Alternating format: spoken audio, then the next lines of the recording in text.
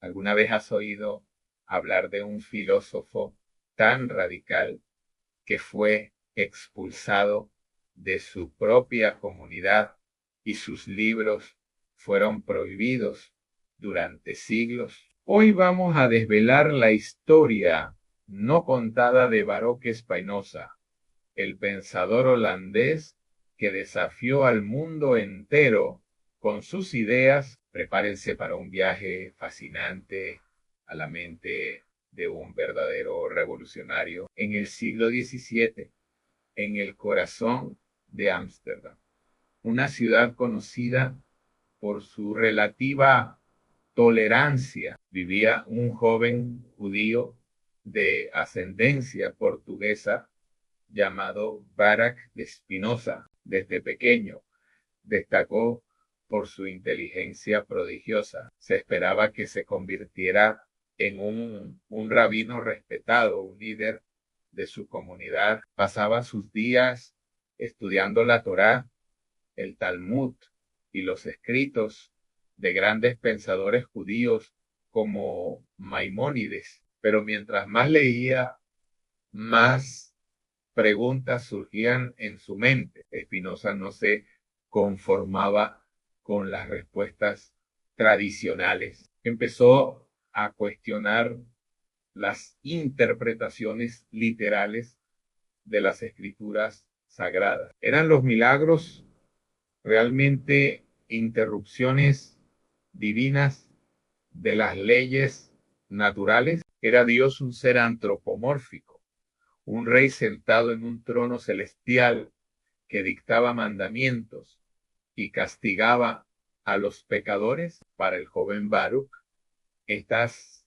ideas comenzaban a parecer ilógicas, contradictorias. Su curiosidad lo llevó más allá de la teología judía. Se sumergió en la filosofía de Descartes, en la ciencia emergente de su tiempo, en las matemáticas, y fue en la lógica rigurosa y la estructura ordenada de la geometría donde encontró un modelo para su propio pensamiento. Spinoza empezó a ver el universo no como una creación arbitraria, sino como un sistema perfectamente lógico y unificado, gobernado por leyes inmutables. Estas ideas eran dinamita pura en la Europa del siglo XVII. Spinoza comenzó a compartir sus conclusiones con un pequeño círculo de amigos, pensadores libres, como Elan argumentaba que la Biblia no era la palabra literal de Dios, sino un conjunto de textos históricos escritos por humanos con un mensaje moral importante, sí, pero no una verdad científica o metafísica infalible. Para él, los profetas no eran voceros divinos, sino personas con una imaginación particularmente vivida. Pero su idea más revolucionaria, la que lo cambiaría todo, fue su concepto de Dios. A Spinoza llegó a una conclusión asombrosa: Dios y la naturaleza son la misma cosa, no un creador externo, sino la sustancia única de la que todo está hecho y de la que todo emana. Deus sive natura, decía Dios, o sea, la naturaleza, todo lo que existe, desde la estrella más lejana hasta el pensamiento más fugaz en nuestra mente, es una manifestación de esta única sustancia infinita. Nosotros no estamos separados de Dios, somos parte de Dios. Imaginen el impacto de estas palabras en una época donde la religión lo era todo, donde la idea de un Dios personal que escucha plegarias y juzga almas era la base de la sociedad. Spinoza estaba proponiendo un universo impersonal determinista sin un propósito divino más allá de su propia existencia. Eliminaba la idea del bien y el mal como mandatos divinos y los redefinía como conceptos humanos relativos a lo que nos ayuda o nos perjudica en nuestra búsqueda de la felicidad. Las autoridades de la comunidad judía de Ámsterdam no podían tolerar semejante herejía. Lo vieron como una amenaza directa a su fe y a la cohesión de su comunidad, que ya era vulnerable. Intentaron razonar con él, persuadirlo de que se retractara. Le ofrecieron dinero, una pensión anual, si tan solo guardaba silencio. Pero Spinoza no era un hombre que pudiera comprarse. Su lealtad era a la verdad tal como él la entendía así. El 27 de julio de 1656, con tan solo 23 años, Baruch Spinoza fue sometido al cherem, la más severa forma de excomunión. La sentencia fue leída en la sinagoga, con velas negras que se extinguían una a una. Se le prohibió a cualquier miembro de la comunidad hablar con él, comerciar con él, leer sus escritos o incluso acercarse a él. Fue expulsado, borrado de la historia de su pueblo. De la noche a la mañana se convirtió en un paria. Pero esta expulsión, aunque dolorosa, fue también una liberación. Ahora, libre de las ataduras de su comunidad, adoptó el nombre de Benedictes, la versión latina de Verac, que significa Benjitu. Se dedicó por completo a su filosofía y a un oficio humilde para sobrevivir en pulidor de lentes. Este trabajo minucioso y preciso es una metáfora perfecta de su filosofía: limpiar las lentes de la percepción para ver la realidad con más claridad. Spinoza vivió una vida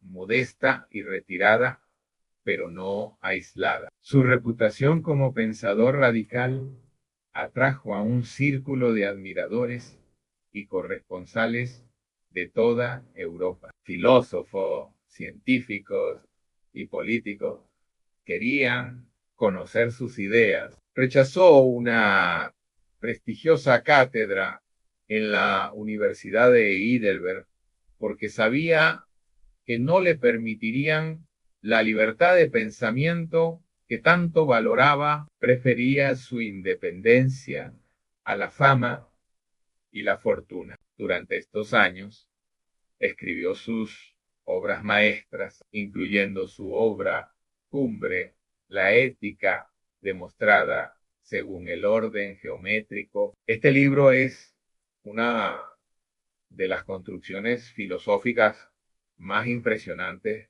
de la historia. En él, Spinoza intenta demostrar con la misma certeza que un teorema matemático la naturaleza de Dios, de la mente humana, de las emociones y del camino hacia la felicidad. Para Spinoza, la verdadera libertad y felicidad no provienen de obedecer mandatos externos, sino de comprender nuestro lugar en la naturaleza. Al entender que todo sucede por necesidad, según las leyes de esta sustancia única que es Dios, podemos liberarnos de las pasiones destructivas como el odio, la envidia o el miedo. La tristeza, decía, surge de la impotencia, la alegría del aumento de nuestra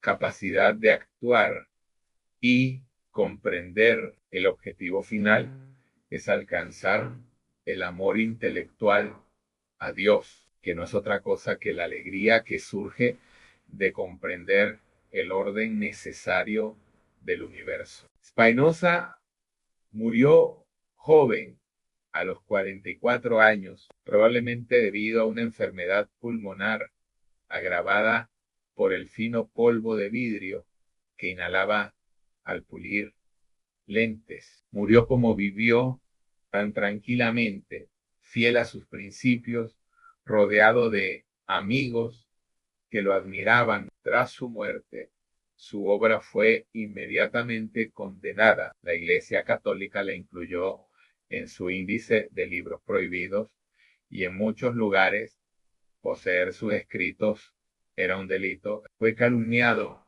llamado ateo, un monstruo de la impiedad. Durante más de un siglo, su nombre fue sinónimo de herejía, pero la verdad, como decía Spinoza, es su propio estandarte. Poco a poco, sus ideas comenzaron a filtrarse en el pensamiento europeo. Filósofos posteriores como Leibniz, Hegel y los románticos alemanes redescubrieron su obra y quedaron fascinados. Vieron en él no a un ateo, sino a un hombre embriagado de Dios. Incluso Albert Einstein se declaró un profundo admirador, afirmando: creo en el Dios de Spinoza, que se revela a sí mismo en la armonía ordenada de lo que existe, no en un Dios que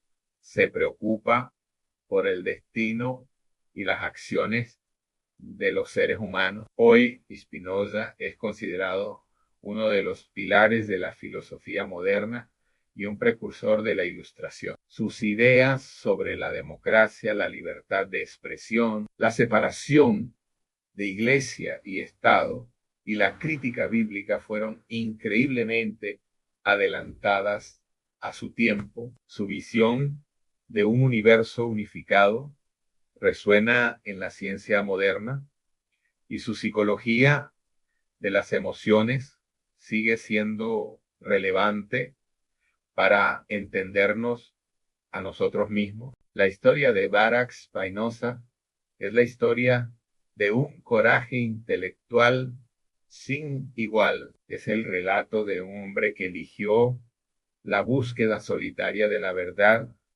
por encima de la comodidad de la comunidad y la aceptación social. Nos enseña que las ideas más poderosas a menudo nacen en los márgenes y que a veces para encontrar la luz es necesario atreverse a caminar solo en la oscuridad. Gracias por acompañarnos en este viaje a la mente de uno de los pensadores más valientes y controvertidos de la historia. Si te ha gustado este video, no olvides darle a me gusta, compartirlo y suscribirte a nuestro canal para más historias fascinantes como esta. Hasta la próxima.